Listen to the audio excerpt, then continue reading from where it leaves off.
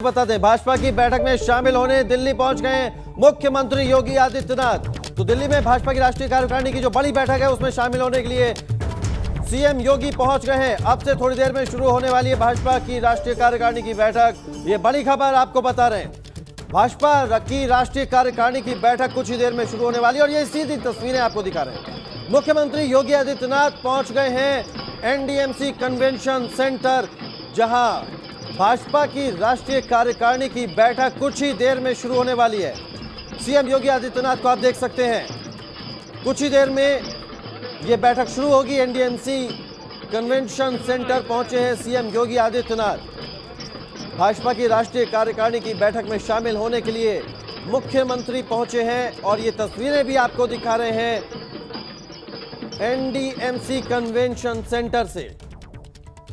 बड़ी खबर, भाजपा की बैठक में शामिल होने के लिए सीएम योगी आदित्यनाथ पहुंच गए हैं। कुछ ही देर में एनडीएमसी कन्वेंशन सेंटर में भाजपा की राष्ट्रीय कार्यकारिणी की बैठक शुरू हो जाएगी।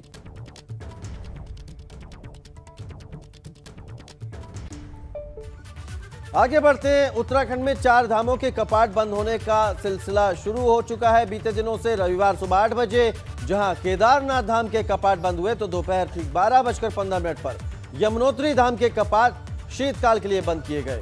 इसके अलावा गंगोत्री धाम के कपाट दिवाली वाले दिन 4 नवंबर को ही बंद किए जा चुके हैं, तो बद्रीनाथ धाम के कपाट 20 नवंबर को बंद किए जाएंगे।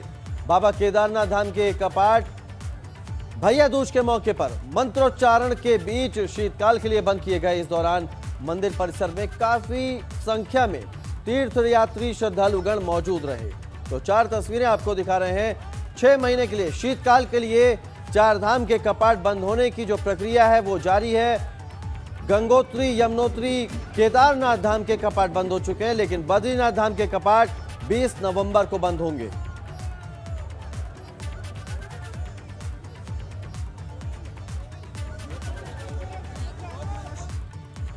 केदारनाथ धाम के कपाट विधि विधान के साथ शीतकाल के लिए बंद हो गए। रविवार सुबह 8 बजे केदारनाथ धाम के कपाट बंद हुए। सेना के बैंड की भक्तिमय धुनों के साथ बाबा केदारनाथ की डोली ने मंदिर की परिक्रमा की और शीतकालीन गद्दी स्थल ओंकारेश्वर मंदिर ऊखी मठ के लिए रवाना हो गई। केदारनाथ बाबा की पंचमुखी विग्रह मूर्ति अलग अलग पड़ावों से होते हुए शीतकालीन गद्दी स्थल ओंकारेश्वर मंदिर ऊखी मठ में विराजमान होगी। आपको बता दें, केदारनाथ धाम में इस वक्त चारों ओर बर्फ जमी है, जिसके चलते मौसम बेहद ठंडा है। बाबा केदार के कपाट बंद होने की प्रक्रिया के दौरान बड़ी संख्या में तीर्थयात्री, देवस्थानम बोर्ड से जुड़े लोग, जिला प्रशासन और तीर्थ पुरोहित के अलावा हक हकूकधारी मौजूद रहे। आपको ये भी बता दें कि करीब 4.5 लाख से ज्यादा तीर्थयात्री इस बार 4 धाम यात्रा पर पहुंचे, जिनमें से 2,40,000 से ज्यादा तीर्थयात्रियों ने भगवान केदारनाथ के दर्शन किए।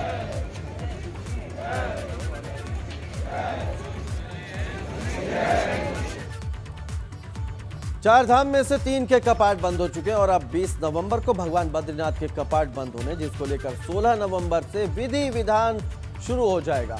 आपको बता दें कि अभी के वक्त में बद्रीनाथ धाम के आसपास कड़ाके की ठंड पड़ रही है। इसके बावजूद एक दिन में 3000 श्रद्धालुओं ने बद्रीनाथ के दर्शन किए और अब तक 1.5 लाख से ज्यादा तीर्थयात्री यहां दर्शन कर चुके हैं। तो ये बद्रीनाथ धाम की तस्वीरें आपको दिखा रहे हैं। कड़ाके की ठंड में भी लोग यहां पर दर्शनों के लिए पहुंच रहे हैं। एक दिन में 3000 से ज्यादा श्रद्धालुओं ने बद्रीनाथ के दर्शन किए हैं। 20 नवंबर को बद्रीनाथ धाम के कपाट बंद होंगे।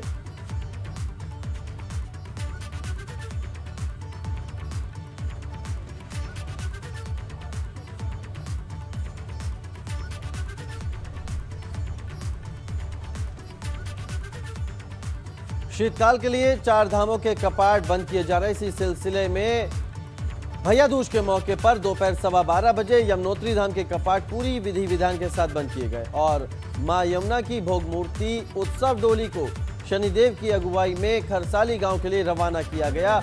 इस मौके पर एसडीएम, यमुनोत्री मंदिर समिति के सदस्य और तीर्थ पुरोहित मौजूद रहे।